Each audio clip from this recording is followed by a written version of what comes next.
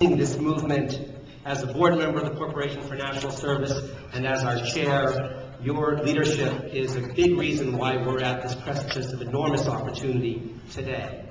I am the final speaker for this lunch, and I want to just have a few concluding remarks. First, I want to thank all of the speakers who have given their time and their energy and their inspiration. What a powerful way to begin a most extraordinary conference, and I want to congratulate Michelle Nunn and the Corporation for National Service on everything that's about to happen the moment we walk out of this room. It's really remarkable that over 4,000 people are gathering in a recession to talk about service, to move it forward together. It's absolutely tremendous.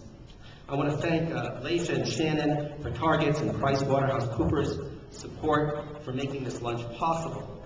Now, for service in America, if I could paraphrase Winston Churchill, who said about the cause for freedom that it is not the end or even the beginning of the end, the same is true for service and the transformative role it can play in our country.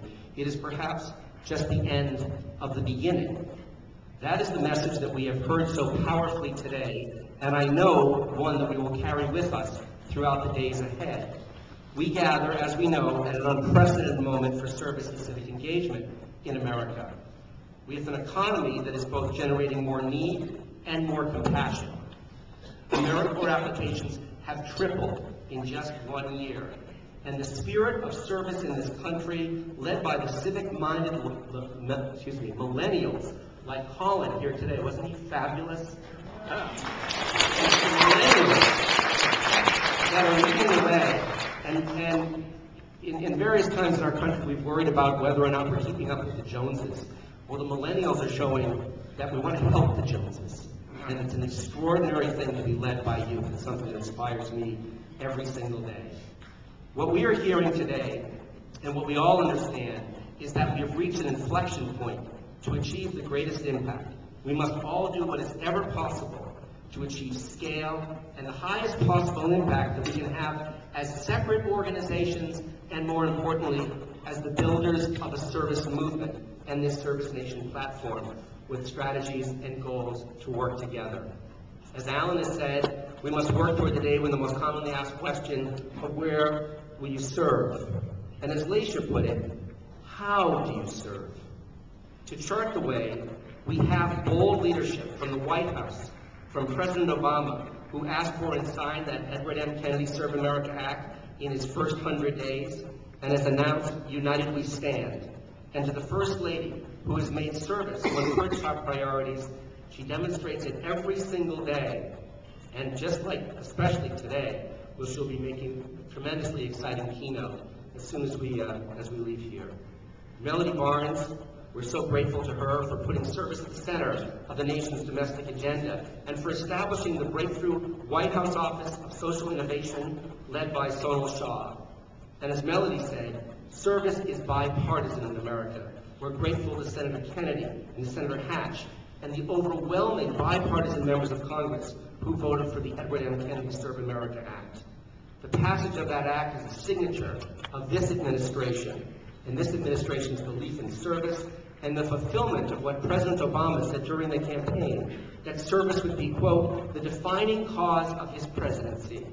The Serve America Act is a 21st century platform for service and civic engagement in America.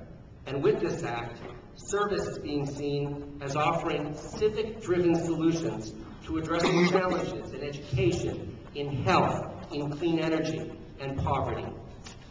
We as leaders in the service community, we need to work together to double down on demonstrating that service can be that solution, both as individual organizations and together as a united field of nonprofits, corporations, foundations, the White House, the Corporation for National Service, and as private citizens and universities and associations. One of our next goals can be to inspire infusion of the idea of service as solution, as strategies into a wide array of governmental departments at the federal, state, and local levels. Let's make service the most commonly reached for tool that government leaders interested in achieving breakthroughs in national problem solving turn to first, as well as we do in the civic sector.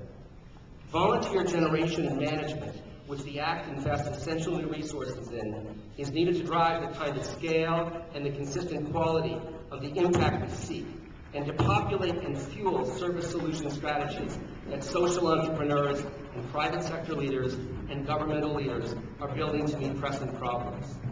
The nation, as we know, faces many challenges, some of which have been literally stuck for generations or more. Effectively harnessed and well managed, the civic energy of Americans can help those problems get unstuck. And is there anything that's more uniquely American to do than to reinvent the future and to get things unstuck? The call has been put forward to every American of all ages and backgrounds to serve, because we know that everyone can be great, and we also know that everyone is needed. We need to build and scale a concept of a service lifetime, from kindergartners volunteering in their communities, to full-time service by young adults, to weekend and evening service by families and companies, to encore service careers by seniors. Finally, as we have heard today, and we understand all intuitively, we need to infuse a spirit of service, of idealism, and of civic engagement into the very fabric of our culture, into the habits of the 21st century American